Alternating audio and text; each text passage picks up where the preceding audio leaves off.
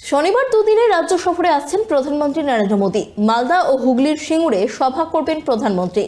17 জানুয়ারি Malda station থেকে বন্দে ভারতের উদ্বোধনের পর সভা করবেন তিনি। পরদিন অর্থাৎ 18 জানুয়ারি সিঙ্গুরে সভা করবেন তিনি। ইতিমধ্যে তার এই সফরকে কেন্দ্র করে শুরু হয়েছে রাজনৈতিক চর্চা। দুদিনের রাজ্য সফরে প্রধানমন্ত্রী নরেন্দ্র মোদী। তার এই সফরে মুখ্য আলোচ্য বিষয় হুগলির সিঙ্গুর। সেখানে রবিবার 18 জানুয়ারি সভা করবেন তিনি।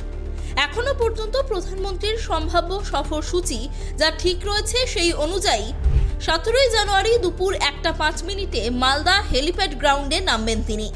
সেখান থেকে 1:10 পৌঁছবেন মালদা স্টেশনে। উদ্বোধন করবেন বন্দে ভারত ট্রেনের। এরপর সড়ক পথে পৌঁছবেন মালদার শাহাপুর সংলগ্ন মাঠে। সেখানে সরকারি প্রকল্পের উদ্বোধন করবেন। তারপর করবেন জনসভা। এরপর বিহারে যাওয়ার কথা রয়েছে তার। পরদিন অর্থাৎ 18 জানুয়ারি রবিবার হুগলির সিঙ্গুরে ফের সভা করবেন প্রধানমন্ত্রী, যা ইতিমধ্যেই চর্চার বিষয়। 18 জানুয়ারি দুপুর 2:10 কলকাতা বিমানবন্দরে পৌঁছানোর কথা নরেন্দ্র মোদীর। সেখান থেকে 2:40 পৌঁছবেন সিঙ্গুর হেলিপ্যাড গ্রাউন্ডে।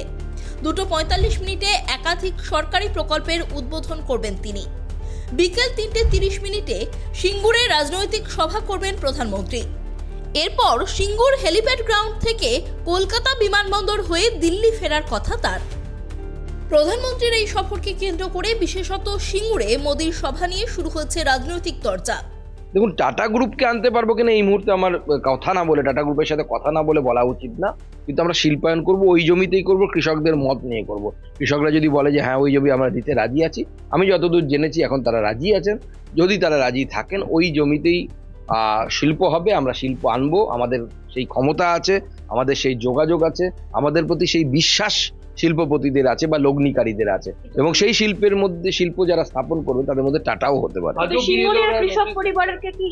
এতদিন সরকারি বিরোধী দল ছিল, আর কেউ ছিল না, আর একটি রাজনৈতিক দলের একজন প্রতিনিধি ছিল।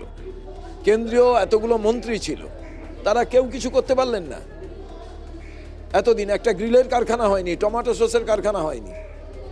এখন নির্বাচনের আগে ভাঁওতা দেওয়া শুরু। এই প্রধানমন্ত্রী কোনোদিন সত্যি কথা বলতে শেখেননি।